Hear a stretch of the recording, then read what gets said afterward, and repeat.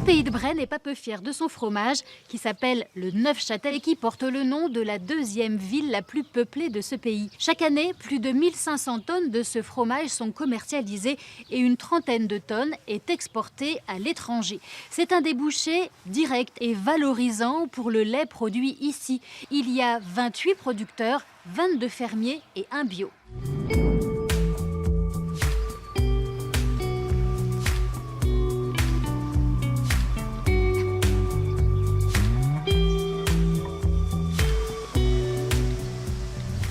Laurent Moinet, vous êtes le producteur de Neufchâtel bio dans le Pays de Bray.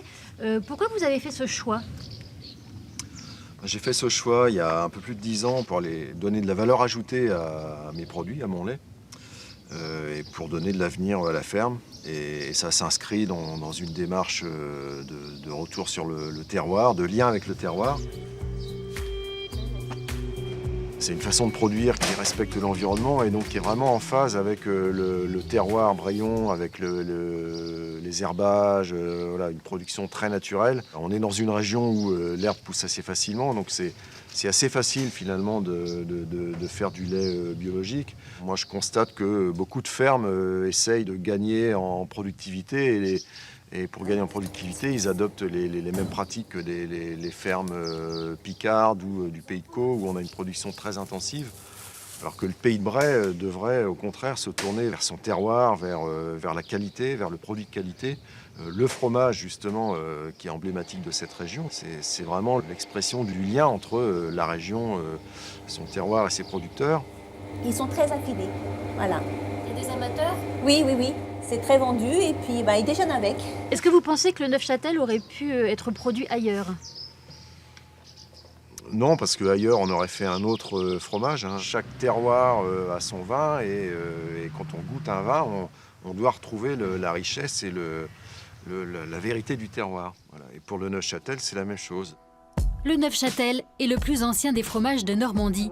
Il apparaît en 1050 au Moyen-Âge. 300 ans plus tard, lors de la guerre de 100 ans, les jeunes Normandes lui donnent sa célèbre forme de cœur avant de l'offrir aux soldats anglais.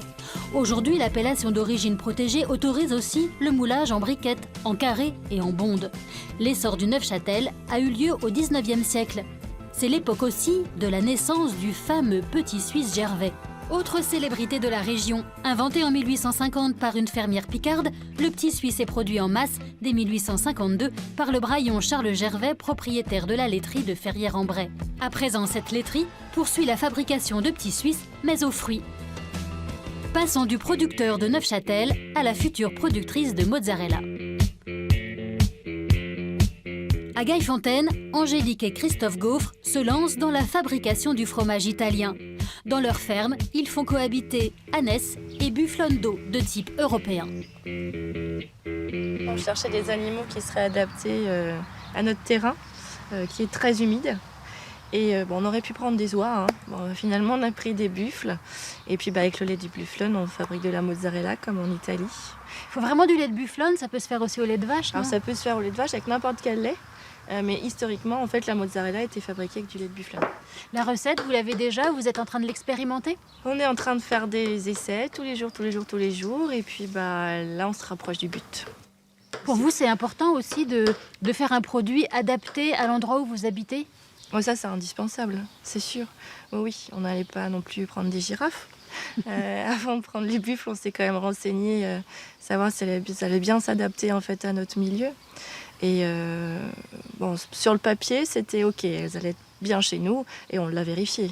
Voilà, c'est 2 hivers qui passent ici et ça se passe très très bien. Et quelles sont les prochaines étapes du projet? La première étape, donc, ce sera la recette de la mozzarella, la commercialisation, tout en circuit court.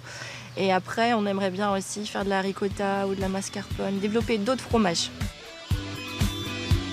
Pour suivre l'avancement du projet, vous pouvez consulter le site unefaidanslazinerie.com, tout en minuscules et en attaché.